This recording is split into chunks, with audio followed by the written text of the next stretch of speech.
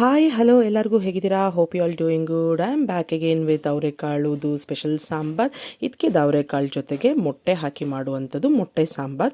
So ಇದನ್ನು ಮಾಡಲಿಕ್ಕೆ first ನಾವು ಒಂದು ಮಸಾಲೆ ರೆಡಿ ಮಾಡ್ಕೊಳ್ಳೋಣ. ಸೊ ಒಂದು 2 ಈರುಳ್ಳಿ, ಒಂದು 3-4 ಟೊಮೆಟೊ, ಒಂದು ಸ್ವಲ್ಪ ಶುಂಠಿ, ಕೊತ್ತಂಬರಿ ಸೊಪ್ಪು, ಒಂದು ಸ್ವಲ್ಪ ಅರಿಶಿನ ಪುಡಿ ಹಾಕಿಬಿಟ್ಟು ಚೆನ್ನಾಗಿ ರುಬ್ಕೊಂಡು ನೈಸಾಗಿ ಮಸಾಲೆ ಮಾಡ್ಕೊಳ್ಳೋಣ. ಸೊ ಈಗ ಒಂದು ಪಾತ್ರೆ ತೊಗೊಂಡು ಅದಕ್ಕಾದಮೇಲೆ ಎಣ್ಣೆ ಹಾಕಿ, ಎಣ್ಣೆ ಕಾದ್ಮೇಲೆ ಈಗ ಆಡಿಸ್ಕೊಂಡಿರೋಂಥ ಮಸಾಲೆನ ಸ್ವಲ್ಪ ಹಾಕ್ಕೊಬೇಕು. ಸೊ ಅದನ್ನು ಸ್ವಲ್ಪ ಹುರ್ಕೊಂಡ್ಮೇಲೆ ನಾವು ಇವಾಗ ಇದ್ಕಿದು ರೆಡಿ ಮಾಡಿ ಇಟ್ಕೊಂಡಿರೋಂಥ ಅವರೆಕಾಳನ್ನ ಆ್ಯಡ್ ಮಾಡ್ಕೊಬೇಕು. ಸೊ ಅದೊಂದು ಚೂರು ಒಂದು 2-3 ಮಿನಿಟ್ಸ್ ಅದನ್ನು ಕೈ ಆಡಿಸಿದ್ಮೇಲೆ ರಿಮೈನಿಂಗ್ ಮಸಾಲೆನ ಹಾಕಿ ಚೆನ್ನಾಗಿ ಬೇಯಲಿಕ್ಕೆ ಬಿಡಬೇಕು.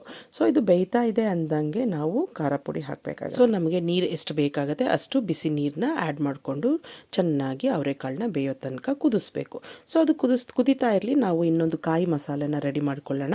ಸೊ ಕಾಯಿ ಮಸಾಲೆಗೆ ತುರ್ಕೊಂಡಿರುವಂಥ ಕಾಯಿ ಮತ್ತು ಚಕ್ಕೆ, ಲವಂಗ, ಏಲಕ್ಕಿ, ಆಮೇಲೆ ಸ್ವಲ್ಪ ಹುರ್ಗಡ್ಲೆ ಹಾಕಿ ಚೆನ್ನಾಗಿ ರುಬ್ಕೋಬೇಕು. ಸೊ ಇವಾಗ ಕಾಳು ಚೆನ್ನಾಗಿ ಬೆಂದು ಚೆನ್ನಾಗಿ ಕುದೀತಾ ಇದೆ ಅಂತ ಅಂದಮೇಲೆ ನಾವು ಈ ಕಾಯಿ ಮಸಾಲೆನ ಹಾಕ್ಕೊಂಡು ಅದನ್ನು ಕೂಡ ಒಂದು 5-10 ಮಿನಿಟ್ಸ್ ಬೇಯಿಸ್ಕೋಬೇಕಾಗುತ್ತೆ. ಕಾಯಿ ಬೇಯೋ ತನಕ, ಅಂದರೆ ಮೇಲೆ ಎಣ್ಣೆ ಬಿಡುತ್ತಲ್ಲ ಅಲ್ಲಿವರೆಗೂ ಬೇಯಿಸ್ಕೋಬೇಕು. ಸೊ ಚೆನ್ನಾಗಿ ಕಾಳು ಮತ್ತು ಕಾಯಿ ಎಲ್ಲನೂ ಬೆಂದಾದಮೇಲೆ ರುಚಿಗೆ ತಕ್ಕಷ್ಟು ಉಪ್ಪನ್ನ ಆ್ಯಡ್ ಮಾಡಿ ಮತ್ತೆ ಕುದಿಲಿಕ್ಕೆ ಬಿಡಬೇಕು. ಸೊ ಇವಾಗ ಸಾಂಬಾರು ಚೆನ್ನಾಗಿ ಕುದೀತಾ ಇದೆ ಅಂದಾಗ ಲಾಸ್ಟಲ್ಲಿ ನಾವು ಮೊಟ್ಟೆನ ಒಡೆದ್ಬಿಟ್ಟು ಒಳಗೆ ಹಾಕೋಬೇಕಾಗುತ್ತೆ. ಸೊ ಯಾವ ಥರ ಹಾಕೋಬೇಕು ಅಂದರೆ, ಈಗ ಸೌಟ್ ಒಳಗೆ ಈ ಥರ ಬಿಟ್ಟು ಒಂದೊಂದು ಕಡೆಗೆ ಸಪ್ರೇಟಾಗಿ ಹಾಕಬೇಕು. ಆವಾಗ ಏನಾಗುತ್ತೆ, ಮೊಟ್ಟೆ ಕಲಿಸ್ಕೊಳ್ಳಲ್ಲ. ಸೊ ನೋಡಿ, ನನಗೆ ನಮ್ಮ ಅತ್ತೆ ಹೇಳ್ಕೊಡ್ತಾ ಇದ್ದಾರೆ ಯಾವ ಥರ ಹಾಕಬೇಕು ಅಂತ. ನಾನು ಕೂಡ ಇದನ್ನು ಫಸ್ಟ್ ಟೈಮ್ ಟ್ರೈ ಮಾಡಿದ್ದು, ಬಟ್ ಟೇಸ್ಟ್ ಮಾತ್ರ ಸಖತ್ತಾಗಿತ್ತು. ಮೊಟ್ಟೆ ಜೊತೆಗೆ ಅವರೆಕಾಳು ತುಂಬಾ ಒಳ್ಳೆ ಟೇಸ್ಟ್ ಇತ್ತು, ಸಖತ್ತಾಗಿತ್ತು. ನೀವು ಕೂಡ ಒಂದ್ಸಲ ಟ್ರೈ ಮಾಡಿ.